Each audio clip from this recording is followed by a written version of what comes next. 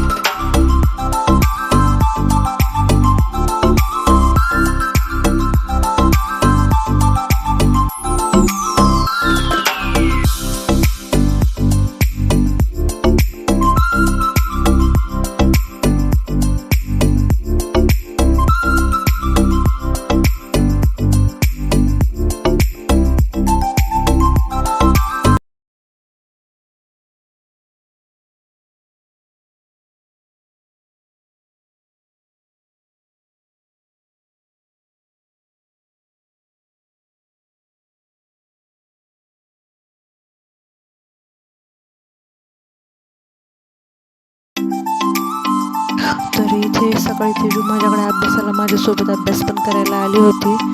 तर ती तिचा अभ्यास करत बसली. त्यानंतर बराच वेळ थोड्या वेळ लाईट पण गेली होती, पण मी तेवढ्या वेळेमध्ये मला हातशिलाईला काही ब्लाऊज होते तर तेवढे ब्लाऊज मी करून घेतले. त्यानंतर मी लाईट आल्यानंतर पुन्हा ब्लाऊज कंटिन्यू केले शिवायला.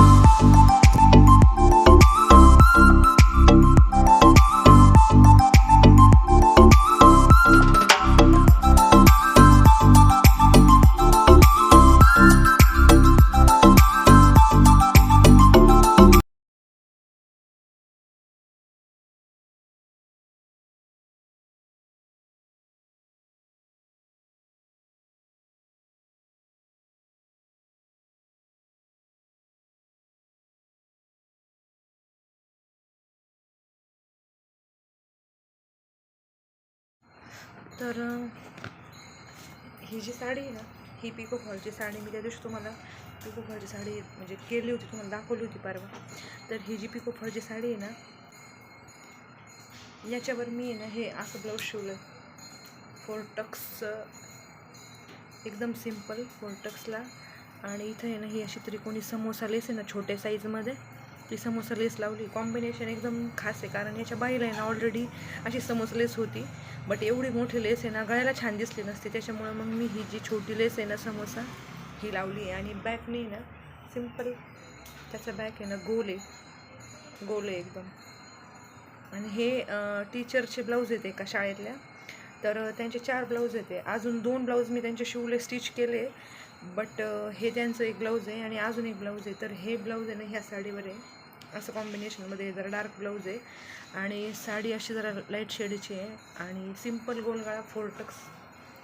आणि याची शिलाई मी 180 रुपये घेतलेली आहे. अस्तर माझं शिलाई 180 रुपये घेतलेली आहे. आणि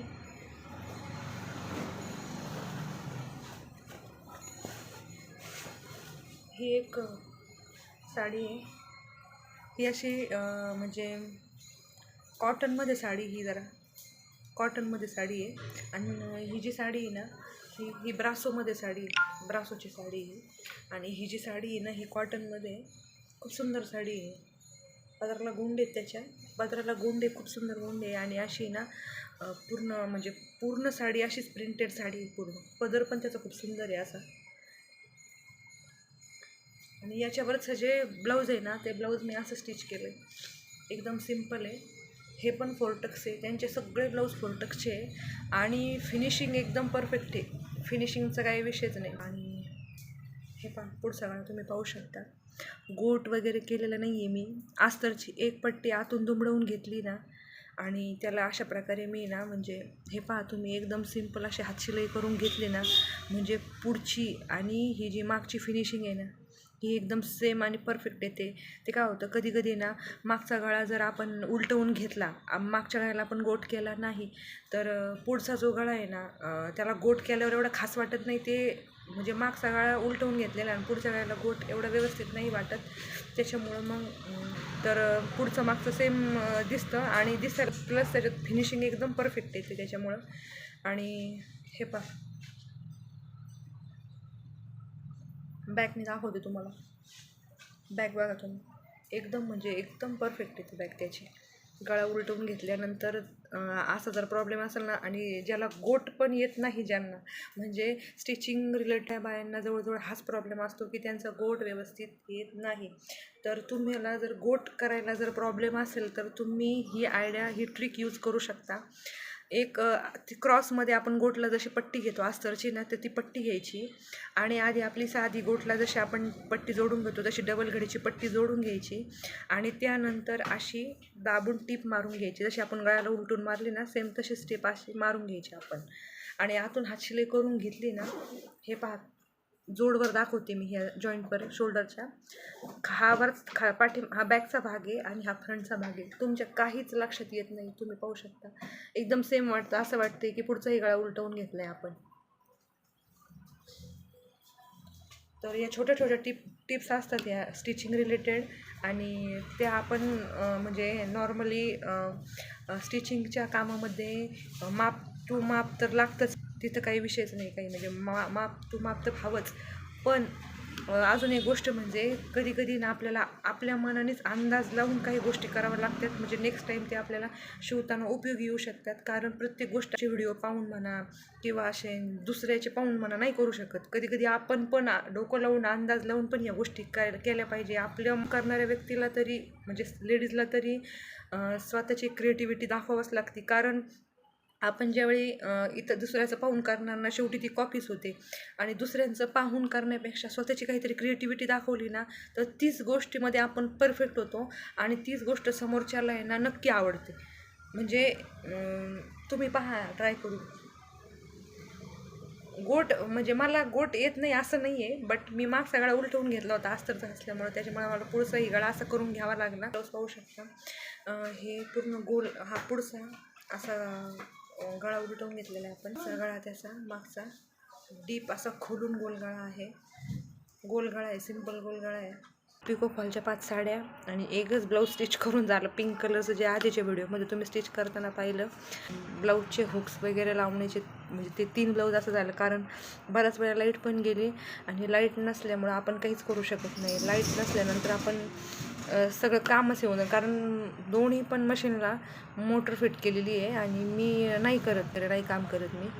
त्याच्यामुळे आज लाईटीची वाट पाहिली आणि थोडं दुसरंचं पण काम होतं. सहसा मी ना म्हणजे पिको फॉलच्या साड्यांना हातशिलाई दुकानात नाही करत. संध्याकाळी साड्या घरी घेऊन जाते आणि घरी काल घटस्थापना होती आणि काम होते आणि थोडंसं उपवास असल्यामुळे जरा दमल्यासारखं पण झालं, त्याच्यामुळं मी नाही केलं ते. मग इथं दुकानात आल्यानंतर त्याच साड्या मी पिको फॉलच्या साड्यांना हातशिलाई करून घेतली. नवरात्रीनिमित्त इथं पारायण पण आहे 10-9 दिवसाचं, दसऱ्याच्या दिवसापर्यंत. तर तिथे पण त्या गोष्टींना थोडंसं तेवढंच माणूस रिलॅक्स होऊन जातं जरा. तर मग आता जाणार घरी आणि 1 तासाभरात आवरणार. इथं काम करून घरी हे करायचं म्हटलं का खूप अवघड असतं. आणि हो, अजून एक सांगायचं म्हणजे स्टिचिंग रिलेटेड कोणत्याही कामामध्ये म्हणजे आपल्याला तीच गोष्ट रिपीट करून चालत नाही. ती आपली कला दाखवावी लागते आणि आपल्या माइंडमध्ये म्हणजे लेडीजला कंप्लिटली सतत डोक्यामध्ये काही ना काही ब्लाऊज वगैरे कस्टमरचे आले की कोणती डिझाईन करायचे असे प्रॉब्लेम असते. त्याच्यामुळं आपण आपल्या कामातून त्यांना क्रिएटिव्हिटी दाखवायची आहे आणि आपण आपल्या कामातून त्यांना खुश करायचं आहे. आणि ह्या कामामध्ये ब्लाऊजच्या म्हणजे ज्या रिलेटेड कामं स्टिचिंगच्या रिलेटेड कामामध्ये आपल्याला असं आपली हातसफाई दाखवावं लागते. आपल्याला त्याच्यामध्ये मागं पुढं करून नाही चालत. कारण काय होतं माहिती आहे का, आपण इतर कामामध्ये तरी मी आधी पण बोलले, आपण इतर कामामध्ये तरी आपण म्हणजे एक गोष्ट कमी करू शकतो. पण ह्या कामामध्ये असं नाही आहे. पैसे जरी कमी आले तरी आपल्याला तिथे आपलं परफेक्शन दाखवावंच लागतं. ब्लाऊजची क्रिएटिव्हिटी परफेक्शन म्हणा, फिटिंग म्हणा, परफेक्ट फिटिंग, फिनिशिंग ही सगळी आपल्याला दाखवावीच लागते. कस्टमरला तसं क्वालिटीज द्यावं लागतं. कारण मी तर स्वतः ह्या गोष्टीला रिलेट करते की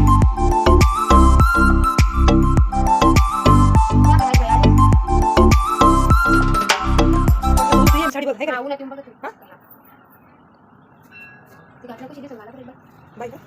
मी बरोबर म्हणजे शिवलेलं तुला अजून एक ब्लाऊज दाखवतो. नाही ग, मला पूर्ण नाही घालून दाखवायचं, मला फक्त आहे ना गळा दाखवायचं बाईच डिझाईन वगैरे दाखवायची.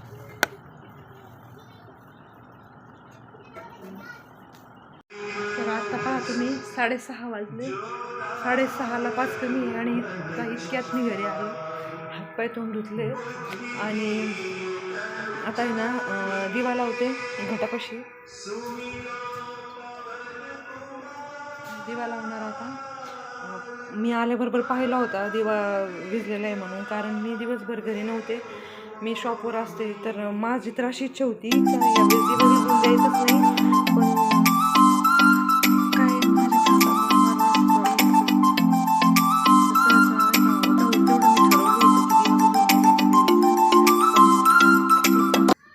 मी घरी नसल्यामुळं ना तो दिवा हे झाला. आता मला अखंड दिवा ठेवायची इच्छा होती, पण जाऊ दे. मी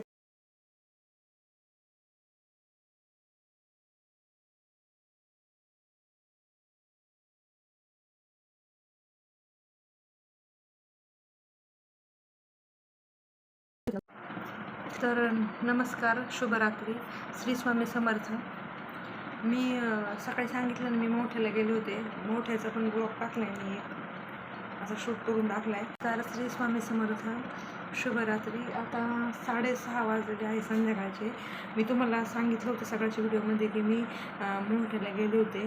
तर तिथे ना मंदिराच्या बाहेर आहे ना हे असं विक्रीस वगैरे होतं ना, हे जे पिवळे आणि लाल गोंड्याचं कॉम्बिनेशन आहे ना, हे मला फार आवडलं. त्याच्यामुळं मग मी हे आणले तिथून, म्हणजे दाराला तोरण वगैरे लावायला. आता असे पण दसरा दिवाळी वगैरे सणसूद जवळ आलेले आहे ना, तर हे असं दाराला वगैरे लावायला छान वाटतं. तर हे पण हे मी आणले असं, मस्त आहे, फार मस्त आहे, मण्यांचं आहे, खूप सुंदर वाटतं. आणि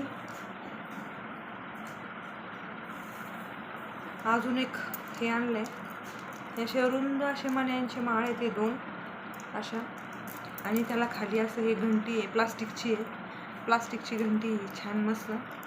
तर खूप सुंदर वाटतं ते असं पण दिवाळी दसरा वगैरे जवळ आलेले, तर आपण घरामध्ये डेकोरेशनसाठी खूप छान आहे. तर मी हे आणलं नाही, हे आणलं आहे मी. असेल तर नक्की सांगा. तोरण पण आणि हे पण, आणि मी हे पण आणलं आहे, हे पण आणले मी. हे अगरबत्ती ठेवायलाच आणलं आहे, 100 रुपयाला सांगितलं पण 80 रुपयाला आणलं आहे मी त्याच्याकडून. तर खूप छान आहे, अगरबत्तीच ठेवायला आणले मुद्दाम. खूप दिवसापासून शोधत होते मी, मला हे आणायचं होतं, खूप दिवसापासून शोधत होते, पण मला तर तिथं दिसलं. आणि अशा वस्तू आहे ना, अशा म्हणजे आपण ताटावरची रुमाल म्हणा किंवा दाराचा पडदा म्हणा, आणि अशा देवाच्या वगैरे वस्तू किंवा पितळाचा दिवा म्हणा, आपण ह्या गोष्टींना सहसा देवाला गेल्यानंतर देवाच्या ठिकाणावरूनच आणतो.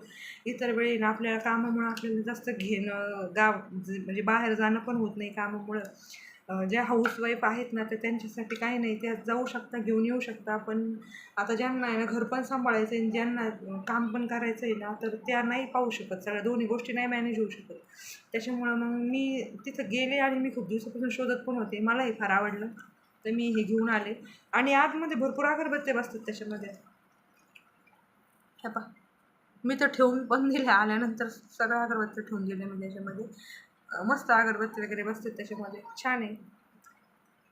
देवाला काहीतरी घ्यायला मला नेहमीच, पण देवाला असं काहीतरी स्पेशल वगैरे घ्यायला मला आवडतं. मी सतत काही ना काही देवासाठी आणत असते. तर छान आहे, खूप मस्त आहे. मला तुमच्याशी शेअर करावं असं वाटलं, तर तुम्हाला आवडलं की नाही नक्की सांगा मला.